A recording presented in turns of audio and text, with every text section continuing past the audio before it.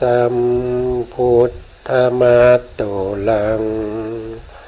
สาสาธัมมาทโนตมังอาภิวาทิยาปัสสิสังอาภิธัมมาทาสังฆังตาทาวุตตาภิธัมมัตตา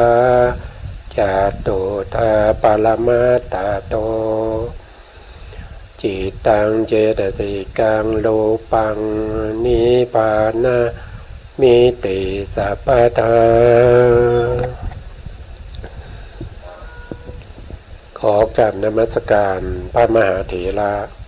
พระสังฆาธิการพระเถรานุเถระและขอสวัสดีท่านผู้ฟังและผู้ชมทุกท่านที่ติดตามในรายการพระไตรปิฎก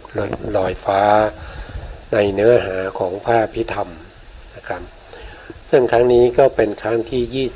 25ในเรื่องของนิพพานปรมัตถ์ในปริเฉดที่6ครั้งที่แล้วเราก็พูดถึงในเรื่องของโยนิโสมนสิการ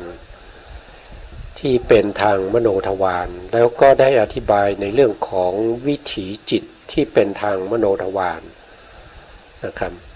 ซึ่งวิถีจิตที่เป็นไปทางมโนทวารเนี่ยเราจะเห็นว่าวิถีจิตเนี่ยเขาจะสั้นมากเขาไม่ยาวนะครับไม่เหมือนกับปัญจทวารวิถีนะซึ่งมโนทวารวิถีเนี่ยเขาเกิดขึ้นเร็วนะครับเกิดขึ้นได้เร็วมากนะจุดที่น่าสำคัญก็คือเราดูที่มโนทวารวชนะจิตซึ่งเป็นจุดที่ทำให้เกิดโยนิโสมนสิการแล้วก็ชวนะที่เกิดตามมาก็จะเป็นกุศลหรืออกุศลตามแต่จะเป็นโยนิโสหรือว่าอโยนิโสนะครับซึ่งครั้งที่แล้วก็ได้พูดไปนะครับเราก็มาดูสักเล็กน้อยนะซึ่งครั้งที่แล้วเนี่ยก็พูดไปในเรื่องของวิถีตรงนี้นะคือซึ่งเป็นทางมโนทวารวิถีนะครับชวนะเนี่ยปกติแล้วนะครับโดยปกติโดยส่วนใหญ่แล้วก็จะมีอยู่7ขณะนะครับชวนะตรงชวนะเนี่ยก็ถือว่าเป็นกรรมนะครับเป็นกรรมเป็นกุศลกรรมก็ได้อกุศลกรรมก็ได้ขึ้นอยู่กับมโนทวารวชนะจิตตรงนี้จะมีโยนิโสมนสิการหรือว่าไม่มีโยนิโสมนสิการนะครับชวนะก็จะเกิด7ขณะตามแต่โยนิโสถ้ามีโยนิโสก็จะเป็นชวนะที่เป็นกุศลถ้าไม่มีโยนิโสเป็นอโยนิโสชวนะก็จะเป็นอกุศลนะเราศึกษาไปแล้ววันนี้เราก็มาพูดถึงในเรื่องของเหตุให้เกิดกุศลและจิตนะเหตุให้เกิดกุศลและจิตนะครับซึ่งก็จะเป็นอีกในหนึ่งนะครับตรงที่เป็นโยนิโสมนสิการเนี่ยนะครับตรงที่เป็นโยนิโสมนสิการตรงนี้เป็นบุพนิมิตนะบุพนิมิตก็คล้ายๆกับแสงเงินแสงทองก่อนที่พระอาทิตย์จะขึ้นนะครับซึ่งสภาวธรรมที่จะเกิดขึ้นได้ก็จะมีเหตุด้วยกันหลายอย่างนะครับตรงนี้เขาบอกว่าเหตุที่ทำให้เกิดกุศลจิตเนี่ยมีอยู่5อย่างด้วยกันนะครับเหตุให้เกิดกุศลจิตเกิดขึ้นได้แก่โยนิโสการพิจารณาโดยแยบคายให้ซึ่งถึงสภาพความเป็นจริงในอารมณ์นั้นๆนะครับเราก็มาดูนะครับโยนิโสมนสิการนี้ย่อมเกิดขึ้นโดยอาศัยเหตุ5ประการนะท่านก็บอกว่าอย่างนั้นนะหนึ่งก็คือบุพเพจะกตะบุญญาตาบุพเพจะกตะบุญญาตาก็คือเคยทำบุญไว้ในปางก่อนนะครับถ้าเราเป็นพระพุทธศาสนาเนี่ยเราเชื่อในเรื่องของการเวียนว่ายตายเกิดนะครับเราไม่ได้เกิดมาเฉพาะภพนี้ภพเดียวแล้วเราก็จะต้องถ้าเรายังไม่เป็นพระอรหันต์เนี่ยเราก็ยังจะต้องเกิดต่อไปอีกในอนาคตนะครับในอนาคตก็จะเกิดต่อไปอีกว่าจะมากหรือน้อยก็ขึ้นอยู่กับว่าเราจะประพฤติปฏิบัติให้เข้าถึงพระนิพพานได้เป็นพระอรหันต์หรือไม่ถ้าเรายังไม่เป็นพระอรหันต์เนี่ยยังไงก็ตามเรายังจะต้องเวียนว่ายตายเกิดนะครับเรายังจะต้องพบกับ ภัยทั้ง4นะครับภัยที่เกิดจากวัฏสงสารนะภัยในวัฏสงสารนะครับภัยที่ยังต้องไปนับถือศาสนาที่เป็นมิจฉาทิฏฐิอย่างเช่นศาสนาบางท่านก็อาจจะไปนับถือในเรื่องของผีสางนางไม้หรือว่าอาจจะไม่มีศาสนานะครับหรือว่าอาจจะไปนับถือพรหมนับถือเทวดาเป็นศาสดานะครับซึ่งสิ่งเหล่านั้นไม่ได้เป็นเหตุให้เราพ้นจากการเวียนว่ายตายเกิดไม่ทำให้เราพ้นจากความทุกข์ไปได้นะซึ่งการเวียนว่ายตายเกิดเนี่ยมันต้องเจอสภาพอย่างนี้นะครับส่วนใหญ่แล้วการที่เรานับถือหรือว่าเราตั้งตนไว้ชอบทำบุญไว้ก่อนเนี่ยมีบุญไว้ก่อนเนี่ยก็ขึ้นอยู่กับว่าเราไปเกิดอยู่ในตระกูลไหนนะครับถ้าเราไปเกิดในตระกูลที่มีพ่อแม่เป็นมิจฉาทิฏฐิเนี่ยนะครับเราก็จะหมดโอกาสในการที่จะทำบุญนะครับไม่หมดโอกาสที่จะทำบุญไม่รู้แม้กระทั่งว่าอะไรเป็นบุญอะไรเป็นกุศลอะไรเป็นบาปนะเพราะฉะนั้นบุญเก่าของเราก็จะไม่มีนะครับแต่ถ้าเราไปเกิดในบุคคลที่เขาเป็นพ่อแม่เราเป็นสัมมาทิฏฐิอย่างเนี้ยเราก็มีโอกาสที่จะได้นับถือนะผู้ที่เป็นสัมมาทิฏฐิอย่างเช่นพระสัมมาสัมพุทธเจ้านะครับหรือว่าพระอริยสงฆ์ทั้งหลายนะครับแล้วก็มีพระธรรมคำสั่งสอนให้เราเนี่ยได้ศึกษาเล่าเรียนนะครับได้นำไปนึกคิดพิจารณาว่าสิ่งที่ท่านสอนนั้นน่ะถูกต้องไหมนะแล้วก็ยังสามารถที่จะนำไปประพฤติปฏิบัติให้เป็นบุญเป็นกุศลเอาไว้นะเพื่อที่เราจะได้เป็นเสบียงในการเดินทางต่อไปนะครับอย่างนี้แหละเราเรียกว่าเป็นบุพเพจะกตะบุญญาตานะครับก็คือเคยทำบุญไว้ในปางก่อนนะครับอย่างพวกเราที่ได้มาฟังในเรื่องของพระธรรมคำสั่งสอนของพระสัมมาสัมพุทธเจ้านะครับแล้วพวกเราก็ได้นับถือพระพุทธศาสนาซึ่งเป็นศาสนาที่เป็นสัมมาทิฏฐินะครับเป็นเหตุเป็นผลนะครับเป็นศาสนาที่เต็มไปด้วยคำสอน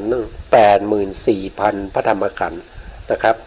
ไม่ว่าจะเป็นเรื่องของการประพฤติปฏิบัติเรื่องของการที่จะต้องละเว้นนะครับเรื่องของตัวอย่างต่างๆนะครับบุคคลในสมัยพุทธกาลนะครับที่สามารถเป็นตัวอย่างให้เราได้นะครับที่เป็นพระสูตรต่างๆแล้วก็เข้าไปสู่ในเรื่องของแก่นธรรมก็คือสภาวธรรมที่เป็นอภิธรรมมีเพียบพร้อมอยู่ในพระธรรมคำสั่งสอนของพระสัมมาสัมพุทธเจ้าเราสามารถที่จะศึกษาได้สามารถที่จะนำไปประพฤติปฏิบัติทำให้เกิดเป็นบุญไว้ได้นะครับอันนี้คือข้อที่1ที่เราจะต้องมีนะครับเพราะว่าถ้าเราไปเกิดในประเทศที่เป็นมิจฉาทิฏฐินี่ก็จะลำบากนะครับเพราะว่าเราไม่รู้ว่าอะไรเป็นบุญเป็นบาปเราก็จะทำสิ่งที่ง่ายๆเพราะฉะนั้นการทำสิ่งที่ง่ายๆส่วนใหญ่ก็จะเป็นเรื่องของอกุศลธรรมเราก็จะสะสมในเรื่องของอกุศลธรรมนะสะสมในเรื่องของบาปนะครับก็เป็นทางที่ไม่ดีนะครับเราดูข้อที่2ต่อไปนะครับข้อที่2ก็เกี่ยวเนื่องกับข้อที่1เหมือนกันนะครับคือถ้าเราไม่มีบุญเนี่ยเราจะไม่ได้ไปเกิดในประเทศที่มีพระพุทธศาสนามีคนส่วนใหญ่นับถือพระพุทธศาสนาที่เป็น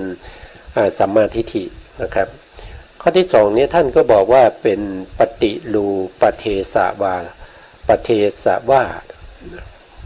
ปเทสวาสะนะครับอยู่ในประเทศที่สมควรคือประเทศที่มีสัตบุรุษสัตบุรุษก็คือใครสัตบุรุษก็คือบุคคลที่เป็นสัมมาทิฏฐิเป็นกัลยาณมิตรนะครับเป็นผู้ที่มีความรู้ความเข้าใจในเรื่องของสัจธรรมในเรื่องของปรมัตถธรรมเชื่อในเรื่องของเหตุในเรื่องของผลนะครับเชื่อในเรื่องของกรรมนะเชื่อในเรื่องของการตรัสรู้นะครับการตรัสรู้ของพระสัมมาสัมพุทธเจ้าเชื่อในพระธรรมคำสั่งสอนของพระสัมมาสัมพุทธเจ้านะครับมีความรู้ความเข้าใจในเรื่องพวกนี้มากนะครับในประเทศนั้นจะมีบุคคลที่เป็นสัมมาทิฏฐิเป็นกัลยาณมิตร นี้อยู่มากนะครับอยู่มากเราจึงเรียกประเทศนั้นว่าเป็นประเทศที่สมควรหรือเป็นปฏิรูปเทศวาสะแต่ถ้าประเทศที่เป็นมิจฉาทิฐิเนี่ยนะครับที่สอนไม่ได้เป็นไปในสัจธรรมนะครับไม่รู้ไม่เข้าใจในเรื่องของสัจธรรมตามความเป็นจริงเนี่ยนะครับมีการทำในสิ่งที่เป็นอกุศลเช่นสัตว์ฆ่าสัตว์แล้วไม่บาปอย่างเงี้ยฆ่าสัตว์ที่เป็นอาหารนะครับไม่บาปนะท่านว่าอย่างนั้นนะซึ่งการทำอย่างนี้เนี่ยมันจะไม่ดีนะครับเป็นการฆ่าสัตว์ตัดชีวิตเนี่ยมันเป็นของไม่ดีนะเพราะฉะนั้นการฆ่าสัตว์ตัดชีวิตในพระพุทธศาสนาพระพุทธองค์จึงห้ามนะครับห้ามไม่ให้เราฆ่าสัตว์นอกจากไม่ให้เราฆ่าสัตว์แล้วยังไม่ให้เราเบียดเบียนสัตว์ด้วยนะครับให้เรามีเมตตามีกรุณาต่อสัตว์ด้วยนะครับเพราะฉะนั้นนะครับเราก็จะได้พบกับบุคคลที่เป็นสัตบุรุษเป็นกัลยาณมิตรแล้วอยู่ในประเทศที่สมควรนะครับอันนี้คือข้อที่สองที่สามารถทำให้โยนิโสมนสิการเกิดขึ้นนะครับนะหรือว่าเป็นกุศลจิตเกิดขึ้นนะครับส่วนข้อที่3ท่านว่ายังไงนะครับข้อที่3ก็คือสัพปุริสูปนิสยะนะครับก็คือการคบสมาคมกับสัตบุรุษนะอันนี้ก็คือเวลาที่เราไปเกิดในประเทศที่มีสัตบุรุษมากมีกัลยาณมิตรมากมีผู้ที่มีความรู้ความเข้าใจในเรื่องของสัจธรรมเข้าใจในเรื่องของกรรมนะครับแล้วก็มีการศึกษาในพระธรรมคำสั่งสอนเนี่ยอยู่มากเพราะฉะนั้นเราไปเกิดในประเทศนั้นนะครับเราก็จะได้คบหาบุคคลประเภทนี้นะครับเพราะบุคคลประเภทนี้มีเยอะในประเทศนั้นนะครับอันนี้ก็คือข้อที่3นะครับส่วนเมื่อเราครบแล้วเนี่ยก็จะเป็นข้อที่4นะครับข้อที่4ก็คือสัทธรรมสวนานะครับสัทธรรมสวนะนะครับก็คือได้ฟังธรรมจากสัตบุรุษนะได้ฟังธรรมจากสัตบุรุษเมื่อเราครบแล้วเราก็มีการสนทนากันนะครับมีการคุกคีกันมีการสมาคมกันนะครับเพราะฉะนั้นสัตบุรุษเนี่ยเขาจะพูดในเรื่องของสัจธรรมความจริงให้พวกเราเนี่ยได้ฟังได้เข้าใจได้ศึกษานะเพราะฉะนั้นเราจึงจำเป็นที่จะต้องฟังธรรมนะครับถ้าเราไม่ฟังธรรมเนี่ยเราจะไม่สามารถที่จะมีข้อมูลนะครับไม่มีข้อมูลในการที่จะน้อมจิตไปในกุศลหรือว่าน้อมโยนิโสมนสิการก็จะไม่ค่อยเกิดนะครับเพราะว่าเราไม่มีข้อมูลนะครับเหตุพวกนี้เป็นเหตุที่ทำให้โยนิโสมนสิการเกิดนะครับแล้วก็ส่งผลให้เกิดเป็นกุศลจิตนะครับส่วนข้อที่5นะครับข้อที่5ก็คืออัตตสัมมาปณิธิก็คือการตั้งตนไว้ชอบนะถ้าเราตั้งตนไว้ชอบเนี่ยนะครับเราจะไม่ทำในสิ่งที่ไม่ดีนะครับอย่างเช่นเราฆ่าสัตว์อย่างเงี้ยเราก็จะไม่ทำนะเราก็จะไม่ทำเราก็จะไม่เบียดเบียนสัตว์เราก็จะไม่ฆ่าสัตว์ก็เพราะอะไรเพราะว่าเราได้ฟังธรรมเนี่ยเรารู้ว่าสิ่งพวกนี้มันเป็นบาปนะครับมันไม่ดีมันเป็นอกุศลนะเพราะฉะนั้นเราจึงละเว้นนะเมื่อเราละเว้นนั่นก็แสดงว่าเราไม่ทำบาปนะครับเราไม่ทำบาปนั่นแสดงว่าเราก็จะต้องเป็นบุคคลที่มีใจเป็นกุศลนะมีจิตมีใจที่มีเมตตามีกรุณานะครับเมื่อเป็นอย่างนี้เนี่ยความประพฤติความปฏิบัตินะครับของเราเนี่ยจะต้องเป็นไปในทางที่กุศลในลักษณะอย่างนี้เราก็เรียกว่าเราตั้งตัวไว้ชอบนะครับเป็นอัตตสัมมาปณิธินะครับทีนี้ถ้าเราพูดถึงนะครับถ้าเราพูดถึงเรื่องของ เรื่องของการเวลานะครับตรงนี้ท่านก็บอกว่านะครับเหตุให้เกิดโยนิโสมนสิการ5ประการนี้นะครับประการที่1เนี่ยเป็นอดีตนะเป็นอดีตกรรมส่วนอีก4ประการที่เหลือเป็นปัจจุบันนะครับเขาบอกว่าข้อที่1เนี่ยเราต้องมีก่อนนะเราต้องมีก่อนนั่นก็คือเราต้องมีบุญเราต้องมีบุญก่อนนะครับคือในภพก่อนเนี่ยเราได้ทำบุญไว้ก่อนพอเราทำบุญไว้ก่อนเนี่ยเราก็มาเกิดในประเทศ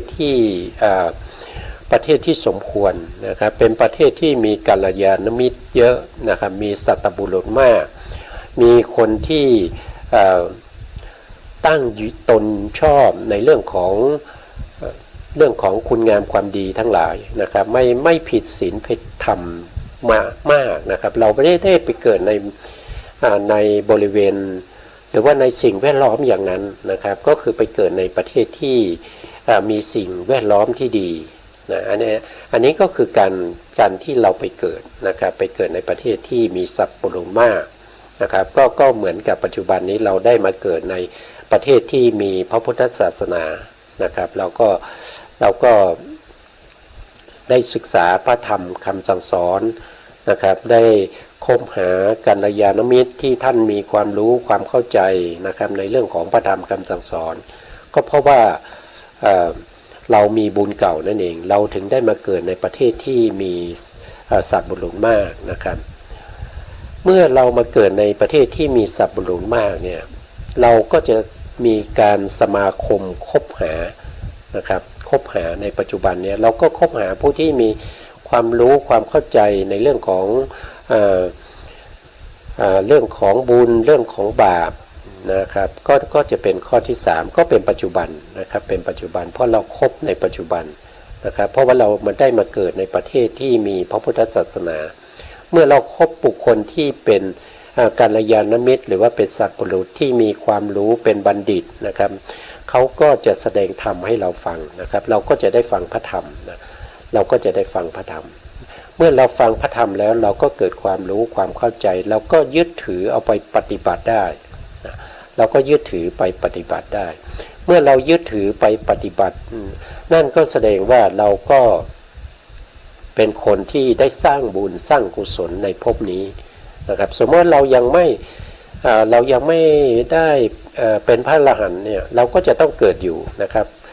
พบหน้าเราไปเกิดเราก็ไปเกิดในประเทศที่มีพระพุทธศาสนาเหมือนเดิมก็จะมาตรงนี้อีกนะครับก็จะวนเวียนอยู่อย่างนี้นะครับมามีพระพุทธศาสนานะครับแล้วก็คบหาบุคคลที่มีความรู้ความเข้าใจในพระพุทธศาสนาก็ได้ฟังธรรมจากท่านนะครับแล้วก็ตั้งตนไว้ชอบนะครับแล้วก็ไปเกิดนะ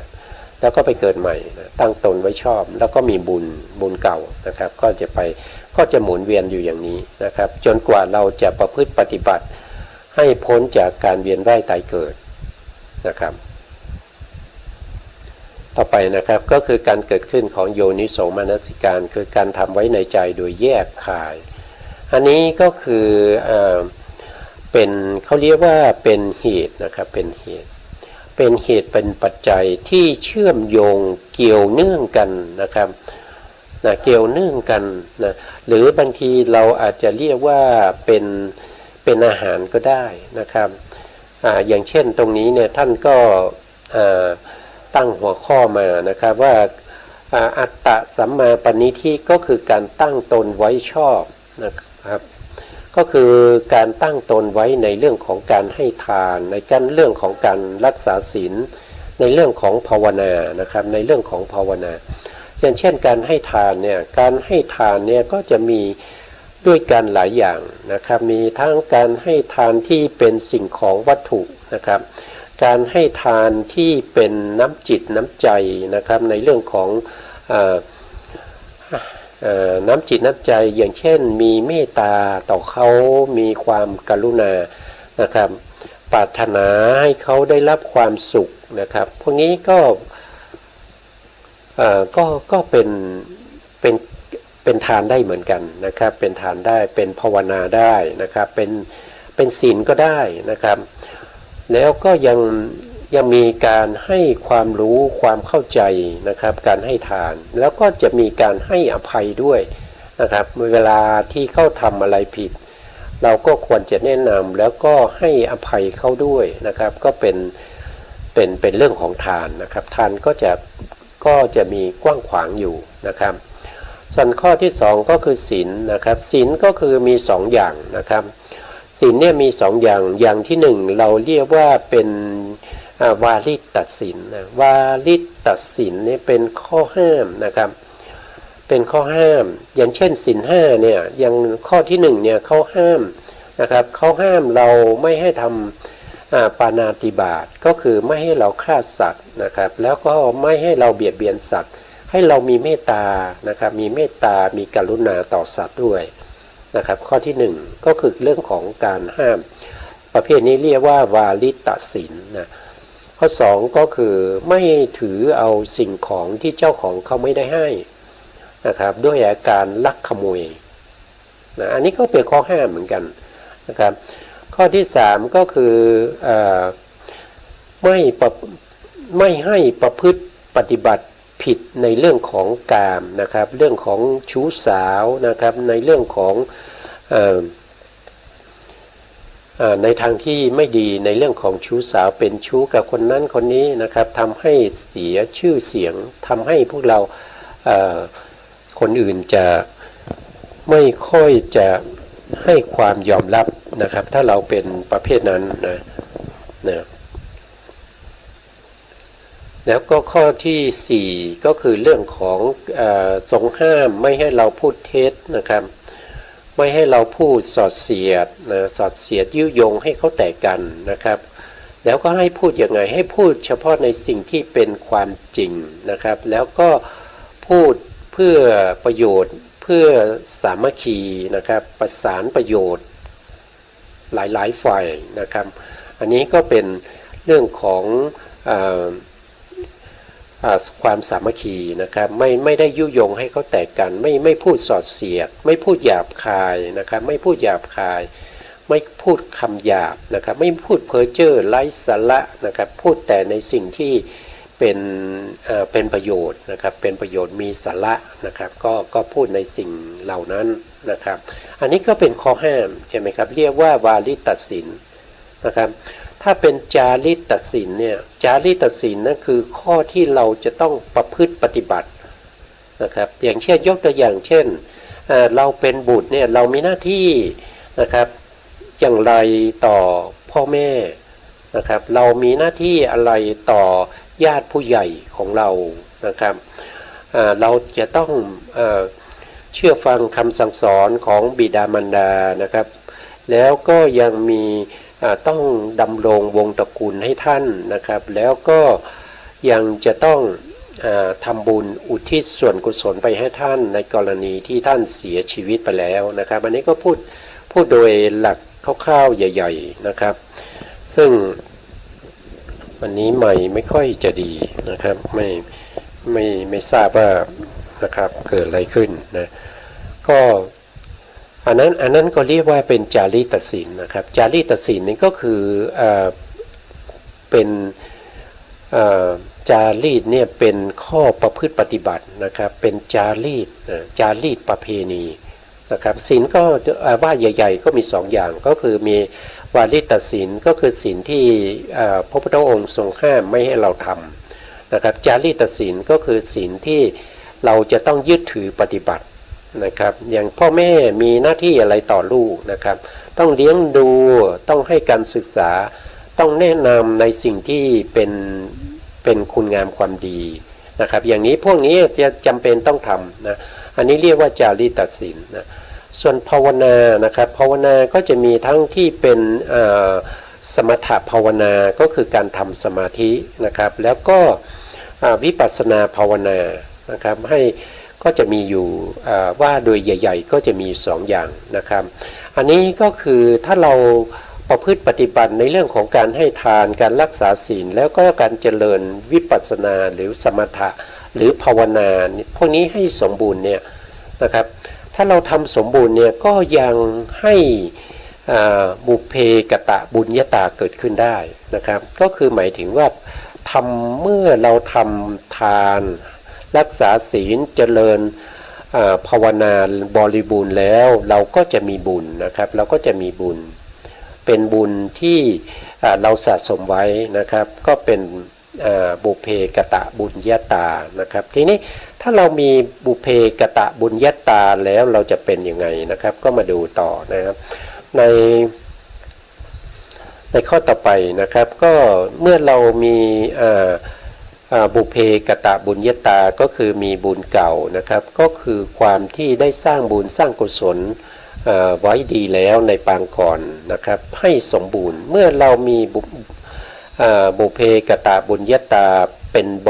เต็มบริบูรณ์สมบูรณ์เนี่ยย่อมทำให้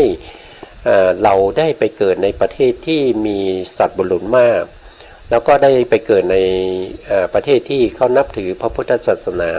เขายึดถือสัจธรรมนะครับเขายึดถือคุณธรรมนะเขายึดถือจริยธรรมทั้งหลายนะครับเขาไม่มุสานะครับเขาไม่มุสาเขาไม่สอดเสียดเขาไม่พูดจาหยาบคายนะครับเขาไม่พูดจาเพ้อเจ้อไร้สาระนะครับเขาจะพูดจาแต่ในสิ่งที่เป็นคุณงามความดีนะครับเป็นสัจธรรมนะครับก็เราก็จะได้ไปเกิดในประเทศนั้นนะครับเพราะว่าเรามีบุญเก่านะครับทีนี้ถ้าเราไปเกิดในประเทศนั้นแล้วจะเป็นยังไงต่อไปนะครับก็มาดูต่อนะครับประเทศที่เราไปเกิดนะครับก็คือประเทศที่มีผู้มีปัญญามากนะครับก็คือประเทศที่เป็นปฏิรูปเทสวาสะนี่นะครับเมื่อเราไปเกิดตรงนี้ผู้มีปัญญามากเราก็จะคบหากับผู้มีปัญญาผู้ที่เป็นกัลยาณมิตรเป็นพหูสูตรมีความรู้ความเข้าใจในเรื่องของสัจธรรมเยอะนะครับสัจธรรมมากนะครับอาศัยนะครับตรงอาศัยนี่พิมพ์ผิดตรงนี้พิมพ์ผิดแล้วนะครับอาศัยอยู่มากนะครับย่อมยังให้เราได้คบกับบุคคลประเภทนี้นะครับได้คบกับกัลยาณมิตรได้คบกับสัพปุริสูปสยะนะครับก็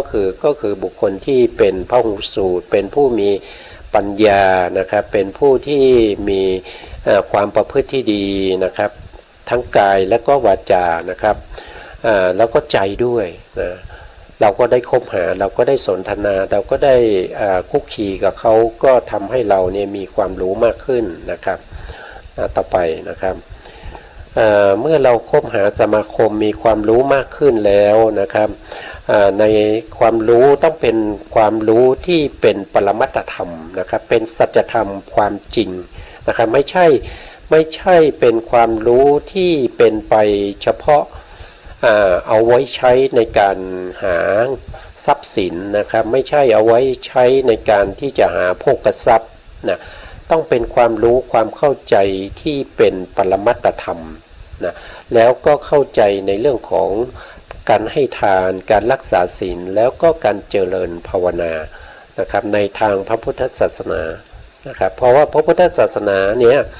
เป็นศาสนาเดียวนะครับที่สามารถทำให้พวกเราเนี่ยพ้นจากการที่จะต้องมีทุกข์บ่อยๆนะครับพ้นจากการเกิดนะครับพ้นจากการตายนะพ้นจากการที่จะต้องมาแก่มาเจ็บนะครับมาตายนะเพราะฉะนั้นสิ่งพวกนี้เป็นสิ่งที่ถ้าพูดจริงๆแล้วก็เป็นสิ่งที่มันไม่มีสาระใดๆนะครับการเกิดนะครับความแก่ความเจ็บความตายเนี่ยมันไม่มีสาระเลยนะครับเพราะว่าเราไม่ใช่ว่าเพิ่งเคยเกิดมาชาตินี้เป็นชาติแรกเราเคยเกิดมาแล้วนับพบนับชาติไม่ถ้วนแล้วก็ยังจะต้องเกิดต่อไปอีกนะครับมันมีสาระอะไรมันไม่มีสาระเลยนะครับเพราะฉะนั้นในภพหนึ่งที่เราเกิดมาเนี่ยเราก็ควรจะหาสิ่งที่เป็นประโยชน์นะครับสิ่งที่เป็นสาระนะครับสิ่งที่เป็นสัจธรรมเป็นความจริงนะครับให้พวกเราเนี่ย ได้เข้าใจนะครับได้เข้าใจได้สะสมความรู้ความเข้าใจในเรื่องของพระพุทธศาสนานะครับแล้วก็ได้สามารถประพฤติปฏิบัติได้นะครับเมื่อเราคบกับบุคคลที่เป็นสัพพุรุษเราก็ได้ฟังธรรมนะครับได้ฟังพระสัทธรรมนี่เองนะครับการฟังพระสัทธรรมเนี่ยนะครับบางฟังยังไงนะครับฟังยังไงก็คือบางคนก็ว่าฟังนะครับแต่เวลาฟังธรรมเนี่ยเวลาไปนั่งฟังธรรมเนี่ยบางคนก็จะนั่งหลับนะนั่งหลับนะครับบางคนก็จะกระดิกเท้านะครับบางคนก็ทำนู่นทำนี่นะครับไม่มีสมาธินะครับไม่มีสมาธิบางคนก็แหงนดูท้องฟ้านะครับบางคนก็เอามือขีดแผ่นดินนะครับบางคนก็เขย่าต้นไม้นะครับบางคนก็ทำนู่นทำนี่นะครับอย่างนั้นเนี่ยมันไม่ใช่ฟังธรรมนะครับการฟังธรรมเนี่ยจะต้องเป็นการฟังที่ฟังแล้วเกิดความรู้ความเข้าใจนะครับเข้าใจว่าเขาพูดอะไรนะครับจุดมุ่งหมายแล้วก็เจตนารมณ์ของผู้พูดเนี่ยเขาต้องการให้เราทำอะไรนะครับอย่างนั้นถ้าเราเข้าใจตั้งแต่ต้นจนถึงตั้งแต่ต้นนะครับแล้วก็กลางแล้วก็ปลายเนี่ยอย่างนั้นก็ถือว่าเป็นการฟังธรรมที่ดีนะครับฟังแล้วเข้าใจสามารถพูดให้คนอื่นฟังได้ด้วยนะครับสามารถที่จะนำไปประพฤติปฏิบัติได้นะอย่างนี้ถึงเรียกว่าการฟังธรรมนะถ้าฟังแล้วในขณะที่เรากำลังนั่งฟังอยู่เนี่ยเราก็เข้าใจนะเราก็เข้าใจนะแต่พอเราลุกขึ้นนะครับเขาแสดงธรรมจบแล้วเราลุกขึ้นพอลุกขึ้นก็จำอะไรไม่ได้เลยนะครับว่าเขาพูดอะไรนะครับเขาแสดงธรรมเรื่องอะไรนะครับเนื้อหามีอย่างไรนะครับอย่างนี้ก็ไม่ดีนะครับหรือว่าบางทีเนี่ยนะครับบางทีก็นั่งฟังนะครับฟังแล้วเนี่ยก็ไม่รู้เรื่องนะครับฟังแล้วไม่รู้เรื่องนะฟังไปฟังมาก็ไม่รู้เรื่องเป็นลักษณะที่ว่าฟังบ้างไม่ฟังบ้างคุยกันบ้างอย่างเงี้ยนะครับมันก็ไม่เข้าใจนะครับแต่ถ้าเราตั้งใจฟังจริงๆเนี่ยมันก็จะเข้าใจนะครับแล้วก็เข้าใจแล้วก็สามารถที่จะทรงจำได้เพราะว่าการฟังนี่มันไม่ได้ยากเลยนะครับเพียงแต่นั่งเฉยๆแล้วก็ส่งใจไปตามเสียงที่เขากำลังพูดว่าเขาพูดเรื่องอะไรนะครับเมื่อเราฟังพระสัทธรรมนี้ให้บริบูรณ์นะครับเราจะได้อะไรต่อไปนะข้อต่อไปนะครับเมื่อเราฟังพระสัทธรรมที่บริบูรณ์แล้วก็ย่อมยังศรัทธาให้เกิดขึ้นนะครับศรัทธาก็คือความเชื่อความเลื่อมใสนะครับเลื่อมใสในเรื่องไหนนะครับในเรื่องที่เขาพูดนะครับเขาพูดในเรื่องของสัจธรรมในเรื่องของกรรมอย่างเงี้ยแล้วก็จะไม่มีความเลื่อมใสมีความเข้าใจว่าผู้ที่ทำดีก็ย่อมได้ดีผู้ที่ทำชั่วก็ย่อมได้ชั่วอย่างนี้นะครับเราก็เกิดความศรัทธาในเรื่องของกรรมขึ้นมานะครับเราก็เชื่อในเรื่องของกรรมว่าทำดีได้ดีทำชั่วได้ชั่วนะครับเราก็ดูจากตรงที่เราศรัทธานะครับถ้าเราไม่ศรัทธานั่นแสดงว่าเราฟังธรรมไม่รู้เรื่องนะครับเราฟังธรรมไม่รู้เรื่องนะครับหรือว่านะครับเราไม่ได้ฟังธรรมนะครับเราไม่ได้ฟังธรรมหรือว่าเราไปคบกับบุคคลที่เป็นเขาเรียกว่าเป็นปาปามิตรนะเป็นปาปามิตรก็คือบุคคลที่จะชักชวนเราไปในทางที่ไม่ดีนะครับเช่นชวนเราไปเย็นนี้ว่างนะครับก็ชวนเราไปโค้งกันหน่อยนะเพื่อนนะครับเอาสักขวด2ขวดก็พอนะครับพอตึงๆก็กลับบ้านนอนสบายนะครับเขาก็ถ้าเขาชวนอย่างนี้นั่นแสดงว่าเขาไม่ได้เป็นกัลยาณมิตรของเราเขาไม่ใช่สัตบุรุษนะครับเขาชวนเราไปทำในสิ่งที่ไม่ดีนะครับบางคนก็มาชวนเราไปตกปลานะครับบางคนก็ชวนเราไปในที่ไม่ดีในที่เป็นเขาเรียกว่าเป็นอบายมุขนะครับอย่างเช่นชวนเราไปเล่นการพนันอย่างเงี้ยนะครับก็สิ่งพวกนี้มันเป็นสิ่งไม่ดีเราก็รู้ได้ทันทีว่าผ ผู้ที่มาชวนเราไปในทางที่ไม่ดีนะเขาเป็นปาปมิตรเขาไม่ใช่เป็นกัลยาณมิตรของเรานะครับถ้าเป็นกัลยาณมิตรเนี่ยเขาจะไม่ทำอย่างนั้นนะครับแต่ถ้าเราเกรงใจเขาเราก็จะไปกับเขาใช่ไหมครับเมื่อเราไปกับเขาสิ่งที่เราไปดูดซึมซับเข้าไปในจิตในสันดานของเราก็จะเป็นแต่สิ่งที่เป็นอกุศลธรรมนะครับเป็นอบายามุขทั้งหลายนะครับไปเที่ยวผู้หญิงอย่างเงี้ยนะครับไปเที่ยวผู้หญิงนะครับไปเล่นการพนันนะครับไปเข้าคับเข้าบาร์นะครับไปกินเหล้าฟังเพลงนะครับพวกนี้มันเป็นที่โคจรมันเป็นที่ไม่ดีนะครับมันเป็นที่ไม่ดีที่เราไม่สมควรที่จะไปคุกคีกับบุคคลประเภทนี้ถ้าเราคุกคีกับบุคคลประเภทนี้เราก็จะเป็นดังเช่นเขานะครับต่อไปนานเข้าเนี่ยเราก็จะเป็นผู้ชำนาญเราก็จะไปชวนคนอื่นนะครับว่าวันนี้เราไปฟังเพลงกันไหมเราก็จะไปชวนคนอื่นละนะครับเพราะว่าอะไรเพราะว่าเราดูดซับแล้วก็ซึมดูดซับในสิ่งที่ไม่ดีมานะครับมันก็จะกลายเป็นบุคคลที่เป็นปาปมิตรสำหรับคนอื่นต่อไปนะครับแล้วก็เพราะเราเป็นปาปมิตรโยนิโสมนสิการก็จะไม่เกิดกับเราเลยนะครับสิ่งที่เราคิดสิ่งที่เราทำสิ่งที่เราพูดมันก็จะเป็นไปในอโยนิโสมนสิการเมื่อเป็นอโยนิโสมนสิการจิตของเราก็เป็นอกุศลเมื่อจิตของเราเป็นอกุศลนั่นแสดงว่าเราก็สะสมในเรื่องของอกุศลไว้เยอะนะครับเมื่อสะสมอกุศลไว้เยอะนะครับบุเพกตะบุญญาตาก็ไม่มีนะครับก็จะเป็นบุเพปาปะตานะครับเป็นสิ่งที่ไม่ดีนะครับเพราะฉะนั้นเวลาเราจะปฏิสนธิเราจะตายเนี่ยพอเราจะตายเนี่ยเราก็จะมีอารมณ์3อย่างที่เป็นกรรมนิมิตกรรมอารมณ์แล้วก็กรรมคตินิมิตนะครับก็จะมีกรรมอารมณ์กรรมนิมิตอารมณ์คตินิมิตอารมณ์นะครับ3อย่างนี้ปรากฏในขณะที่เราจะใกล้ตายนะเป็นแต่นิมิตที่ไม่ดีนะครับเป็นแต่อารมณ์ที่ไม่ดีเห็นแต่การที่เราไป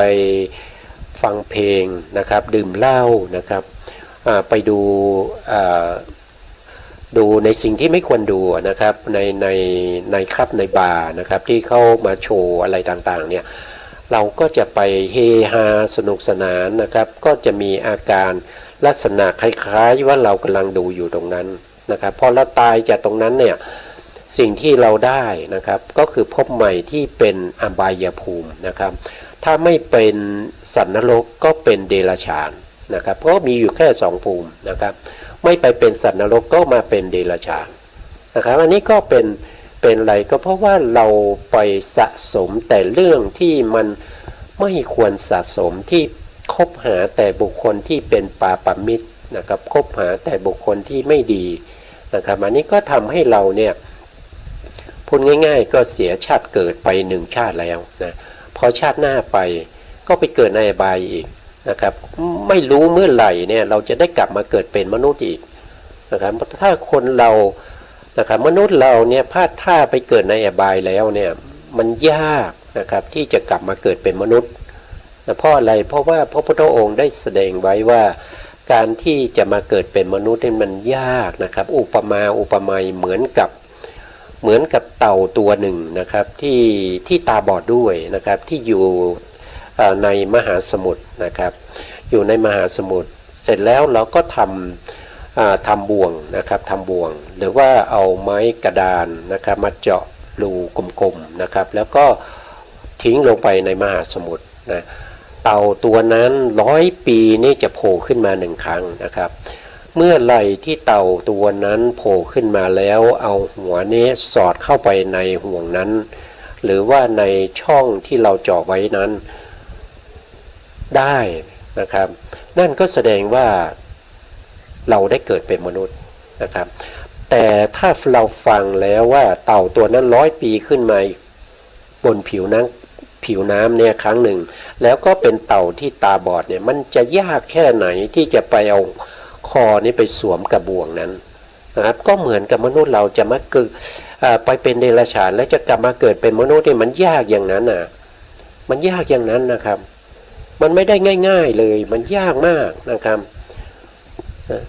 บางคนก็สงสัยนะทำไมมันถ้ามันยากอย่างนั้นทำไมเราต้องมาคุมกำเนิดนะครับเราทำไมจะต้องมีการประกาศให้คุมกำเนิดมีลูกไม่เกิน2 คนนะครับอย่ามีลูกมากอย่างเงี้ยแต่ถ้าเราพิจารณาให้ดีนะครับถ้าเราพิจารณาให้ดีนะเราก็จะเห็นว่าสัตว์เดรัจฉานเนี่ย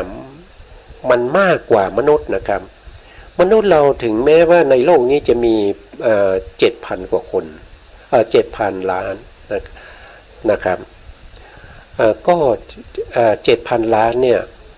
ว่าไปแล้วถ้าเราไปเทียบกับมดนะครับเทียบกับมดในประเทศไทยเนี่ยนะเฉพาะประเทศเดียวนะครับมดดำนะครับไม่ต้องมดทั้งหมดมดดำอย่างเดียวในประเทศไทยเนี่ยมันก็มากกว่า 7,000 ล้านแล้วนะครับแล้วมีมดแดงนะครับมีมดแดงมีมดเยอะแยะนะครับมีประเภทมดแดงมีมากมายนะครับนอกจากนั้นยังมีอะไรอีกมีแมลงสาบนะครับมีสัตว์ที่เป็นเดรัจฉานมากมายนะครับไม่ว่าจะเป็นสุนัขเป็นสุกรนะครับเยอะแยะไปหมดนะครับถ้าเรานับรวมกันในประเทศไทยเนี่ยโอ้โหน่าจะมีเป็นแสนล้านแล้วมั้งครับนะเพราะฉะนั้นการที่ไปเกิดเป็นอบายสัตว์เนี่ยมันก็จะง่ายนะครับแต่กลับมาเกิดเป็นมนุษย์เนี่ยมันยากนะกลับมาเกิดเป็นมนุษย์เนี่ยยากนะครับแล้วเราเปรียบเทียบจากความมากของเดรัจฉานกับมนุษย์เนี่ยมันเทียบกันไม่ได้นะมันเทียบกันไม่ได้นะครับเพราะฉะนั้นก็อย่าได้ไปเลยนะครับอย่าได้ชื่นชมในการที่จะได้ไปเกิดในอบายนะครับอย่าได้มีความหวังนะครับอย่าได้สร้างกรรมนะครับอย่าได้สร้างสิ่งที่มันไม่ดีที่เป็นเหตุเป็นปัจจัยให้เราจะต้องไปเกิดในอบายนะซึ่งมันไม่ดีเลยนะครับนะทีนี้เรามีศรัทธาแล้วจะเป็นยังไงต่อไปนะเรามีศรัทธาบริบูรณ์ก็เพราะว่าเราตั้งตนไว้ชอบเราได้เกิดในประเทศที่มีพระพุทธศาสนามีคนที่เป็นกัลยาณมิตรมากเมื่อมีกัลยาณมิตรมากเราก็คบหากัลยาณมิตรเราก็ได้ฟังธรรมจากท่านนะครับเสร็จแล้วเนี่ยเมื่อเราฟังธรรมแล้วเราก็เกิดศรัทธานะครับทีนี้เราจะเป็นยังไงต่อไปดูนะครับเมื่อมีศรัทธาที่บริบูรณ์นะครับเมื่อมีศรัทธาที่บริบูรณ์ย่อมยำการกระทำไว้ในใจโดยแยบคายนะครับก็มีโยนิโสมนสิการเห็นไหมครับเมื่อเรามีศรัทธาแล้วเนี่ยนะครับศรัทธาเกิดจากอะไรเกิดจากการฟังธรรมนะครับการฟังธรรมที่บริบูรณ์เนี่ยที่มีข้อมูลเยอะๆเนี่ยนะครับทำให้เราเกิดมีความศรัทธาเมื่อเรามีศรัทธาแล้วเนี่ยเราก็เชื่อในคำสั่งสอนนะครับเพราะฉะนั้นเมื่อศรัทธามีมากมีความรู้มากนะครับเราก็มีการทำไว้ในใจโดยแยบคายเนี่ยบริบูรณ์นะครับมีโยนิโสมนสิการเมื่อเรามีโยนิโสมนสิการอย่างนี้เนี่ยมันก็ทำให้เราเนี่ยมีบุญนะครับมีบุญ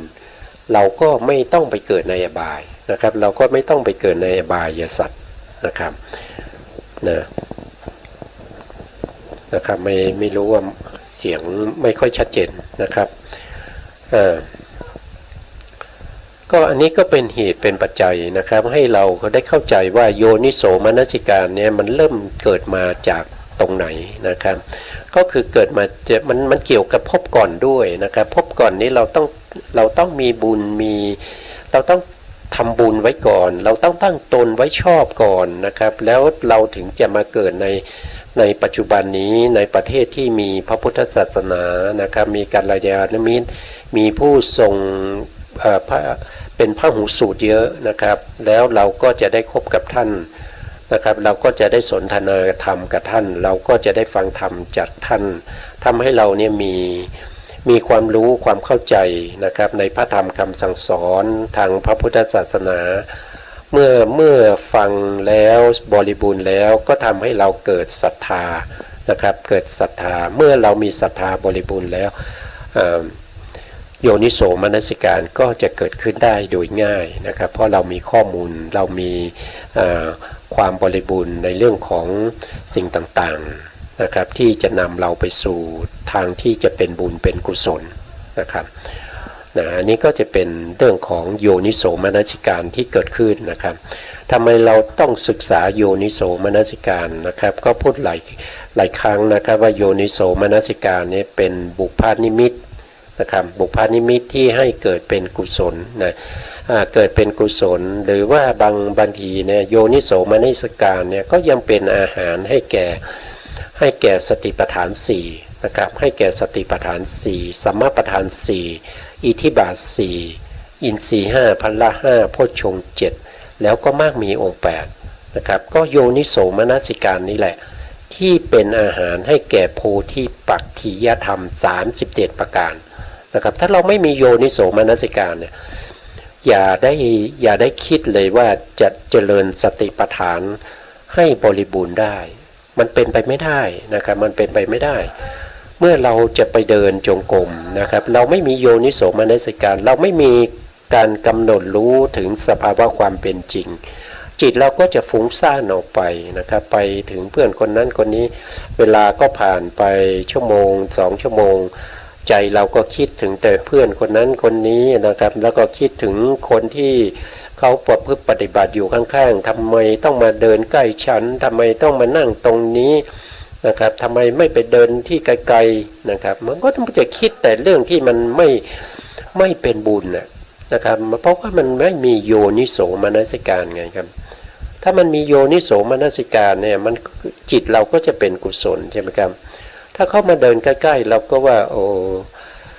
เขาไม่มีที่เดินนะเราก็แบ่งที่เดินให้เขาบ้างนะครับสงสารเขาก็มาประพฤติปฏิบัติธรรมเหมือนเรานะครับเขาก็ต้องการความสุขเราก็ต้องการความสุขนะครับเพราะฉะนั้นเราก็ควรจะแบ่งที่ให้เขาได้เดินบ้างนะครับหรือว่าเราอาจจะเดินถ้าเขามาเดินเราก็ไปนั่งจงกรมเราเข้าไปนั่งสมาธิเท่าที่เราก็ไปนั่งสมาธินะครับเมื่อเขาไปนั่งสมาธิเราก็มาเดินนะครับก็สลับกันไปในเมื่อสถานที่ที่ปฏิบัติเนี่ยไม่เพียงพอนะครับแล้วก็มีการคิดที่เป็นไปในเรื่องของโยนิโสมนสิการก็ทำให้เราเนี่ยนะครับเกิดเป็นจิตที่เป็นกุศลนะครับจิตที่เป็นกุศลของเราก็มีมหากุศลนะครับถ้าเราไปปฏิบัติธรรมนะสิ่งที่เราจะต้องทำให้เกิดนั่นก็คือมหากุศลนะมหากุศลเนี่ยทุกวิถีที่เกิดขึ้นนะครับ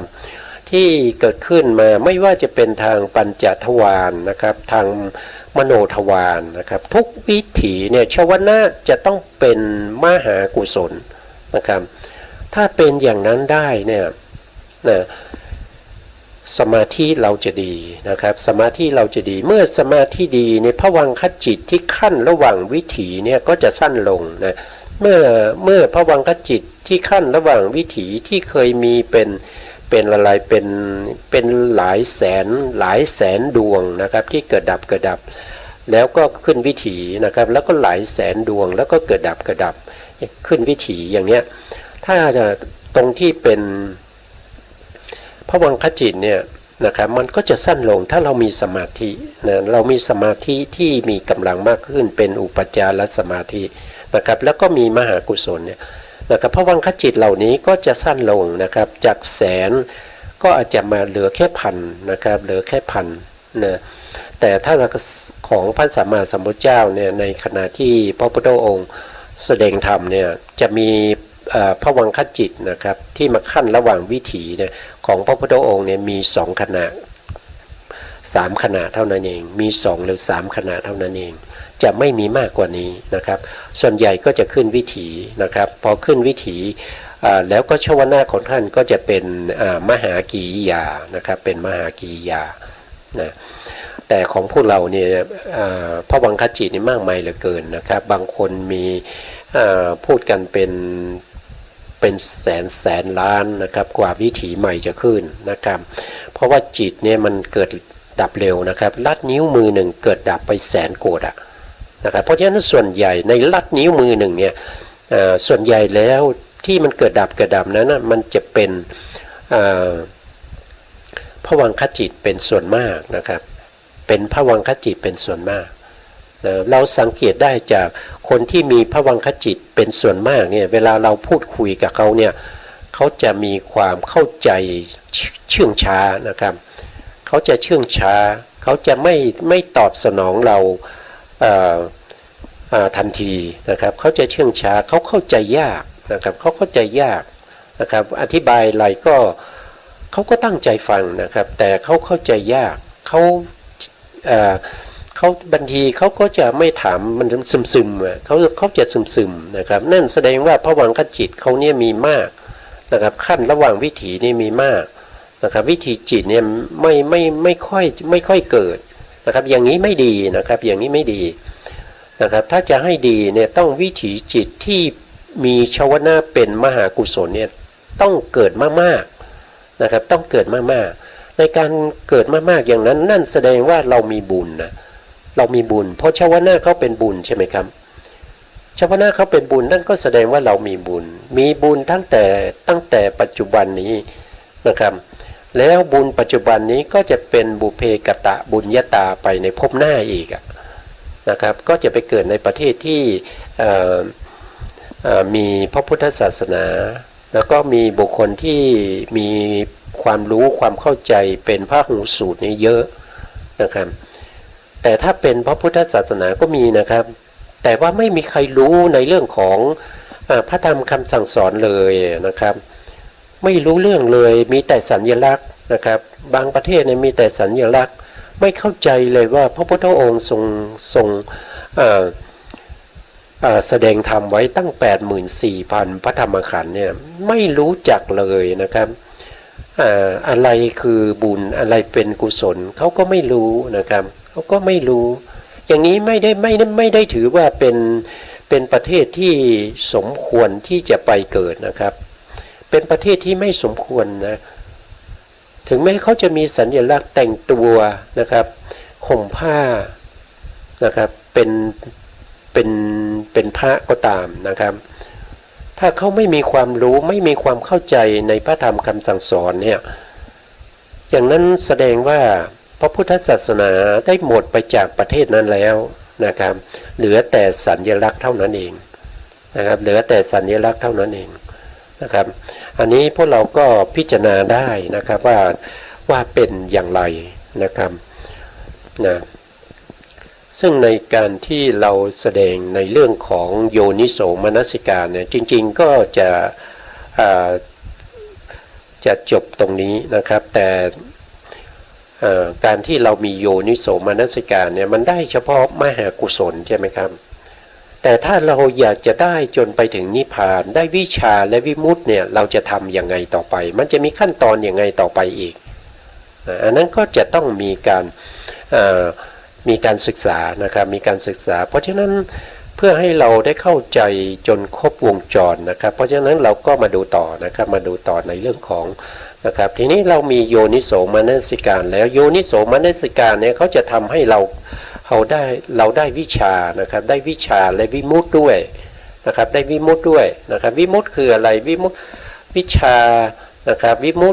ตติก็คือพูดง่ายๆก็คือได้เป็นพระอรหันต์เลยนะครับได้เป็นพระอรหันต์เลยนะครับวิมุตติก็คือได้เป็นพระอรหันต์ก็คืออรหันตผลนั่นเองนะครับอรหันตผลนั่นเองนะครับวิชาก็คืออรหันตมรรคนะครับอรหันตมรรคกับอรหันตผลนะครับเราก็มาดูนะครับต่อไปนะเมื่อเรามีศรัทธานะครับที่บริบูรณ์แล้วก็ย่อมยังโยนิโสมนสิการให้บริบูรณ์แล้วเนี่ยให้บริบูรณ์แล้วเรามีโยนิโสมนสิการบ่อยๆทำให้จิตเราเนี่ยเป็นมหากุศลบ่อยๆนะครับแล้วต่อไปได้อะไรนะครับก็มาดูนะครับการกระทำไว้ในใจโดยแยบคายทำให้วิถีจิตและชวนาเนี่ยเป็นกุศลบ่อยๆย่อมยังให้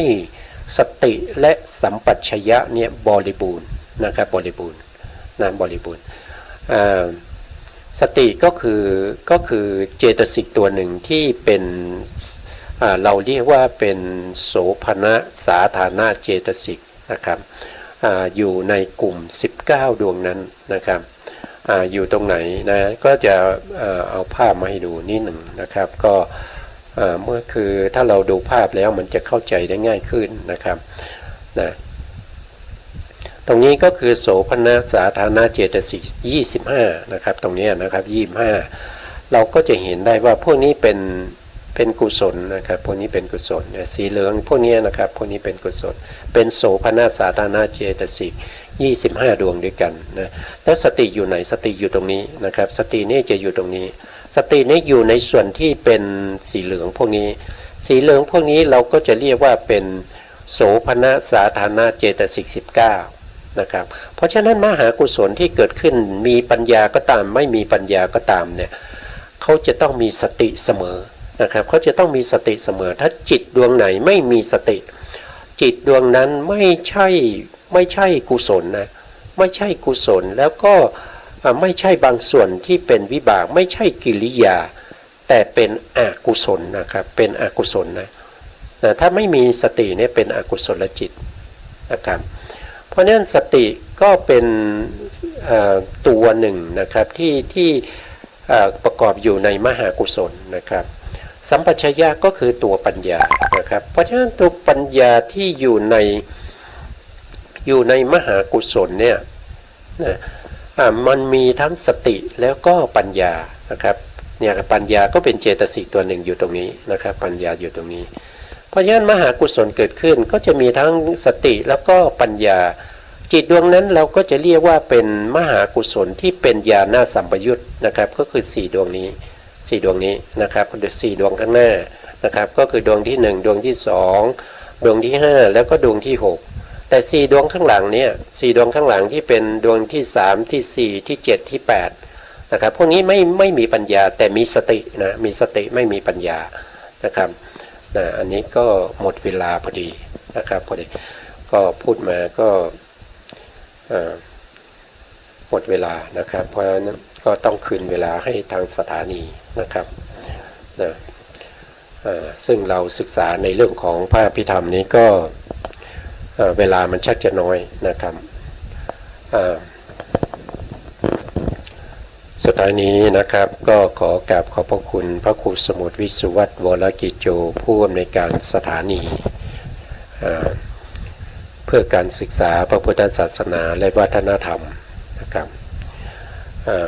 แล้วก็ขอขอบคุณท่านผู้ฟังและผู้ชมทุกท่านนะครับที่ติดตามในรายการพระไตรปิฎกดอยฟ้าในเนื้อหาของพระอภิธรรมครับพบกันใหม่ครับสวัสดีครับ